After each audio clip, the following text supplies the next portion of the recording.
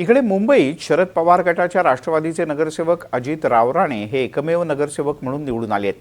त्यांच्यावर आता भाजप शिवसेनेकडून पक्ष बदलण्यासाठी आणि पाठिंबा देण्यासाठी दबाव टाकण्यात येत असल्याचं त्यांनी म्हटलंय।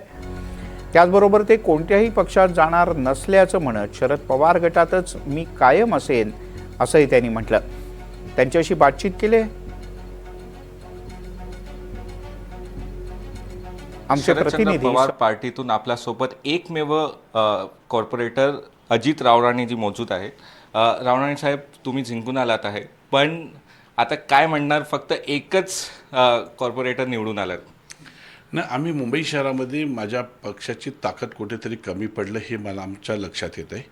आणि आमच्यासारखे कार्यकर्ते मुंबई शहरामध्ये आम्ही काम करू शकलो नाहीत। म्हणजे अनेक ठिकाणी पक्षाचे नेते होते, पक्षाचे कार्यकर्ते, पक्षाची एक टीमवर्क आमची चांगली होती, परंतु आम्ही कुठेतरी कमी पडलो। आणि आम्ही राष्ट्रवादी काँग्रेस पार्टीच्या नेत्यांना मी कधीच दोष देणार, कारण माझे नेते खूप चांगले आहेत। ते फोन उचलतात, कार्यकर्त्यांना भेटतात, कार्यकर्त्यांना संबंधित अधिकाऱ्यांना ते कॉल करतात। आणि एवढं असून आपण त्या गोष्टीचा फायदा का घेऊ शकलो नाही ह्याचं चिंतन आम्ही या ठिकाणी केलं पाहिजे। पण राष्ट्रवादी काँग्रेस पार्टीची आजच्या तारखेला आम्हाला ह्या गोष्टीवर विचार करण्याला लावणारी गोष्ट आहे। गेल्या निवडणुकीत 9 उमेदवार निवडून आले होते, यावेळी फक्त एकच निवडून आलेत, काय म्हणणार? नाही, गेल्या वेळेला 9 निवडून आलं होतं। यावेळेला आम्हाला तशीच 10 सीट आम्हाला युतीमध्ये दिल्या होत्या। आणि 10मध्ये आम्हाला एक सीट आमची फॉर्म भरण्यामध्ये गडबड झाली, त्याच्यामुळे एक बाद झाला।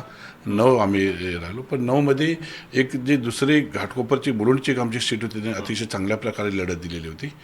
आणि राहिली गोष्ट मी नक्कीच मला माझ्या विभागातील लोक, आणि मी गेले 2007 ते 12, 12 ते 17 आम्ही नगरसेवक म्हणून काम केलेलं आहे। आणि 17मध्ये माझ्या वार्डाची विभागणी झाल्यामुळे थोडी चेंज झालेली, आणि मी थोड्याशा मताने माझा पराभव झाला होता। पण 2017 नंतर मी तीच परिस्थिती, तो टेम्पो लोकांच्या समोर ठेवला, आणि लोक माझ्यावर, या भागातील लोक फक्त प्रभागापुरते नाही तर ह्या विभागातील लोक माझ्यावर खूप प्रेम करतात।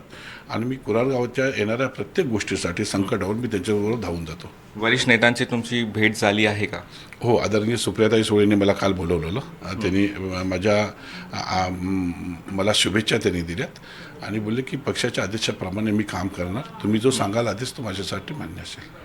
मुंबईच्या मेयर पदासाठी खूप मोठी रस्सीखेच चालू आहे, BJP आणि एकनाथ शिंदेच्या शिवसेना, आणि त्याच्या हॉटेल पॉलिटिक्स पण चालू झाला आहे। तुम्हाला कोणाचा फोन आला आहे का? नाही, नक्कीच या संबंधित सर्व पक्षाकडून फोन येत आहेत, कॉल करतायत। आणि आता ते कॉल करतील, आपण काय घ्यायचा निर्णय आपल्याकडे आहे।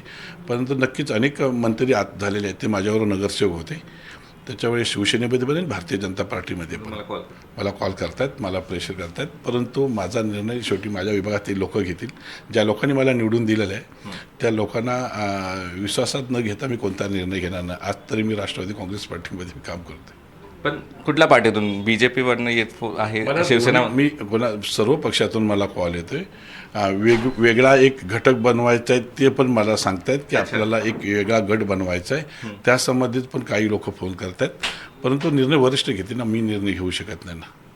आतापर्यंत तुम्ही आहेत 100% राष्ट्रवादी काँग्रेस पार्टी आदरणीय शरदचंद्रजी पवार यांच्या नेतृत्वाखाली मी काम करतो, आणि पवार साहेबांचा मी एक कार्यकर्ता आहे, एखादा समर्थक आहे, आणि शेतकऱ्याचा मुलगा असल्यामुळे पवार साहेबांची किंमत मला नक्कीच समजणार। तुम्हाला का वाटतं की त्यांना तुमची गरज आहे? कारण की त्यांच्याकडे फिगर्स तर आहे।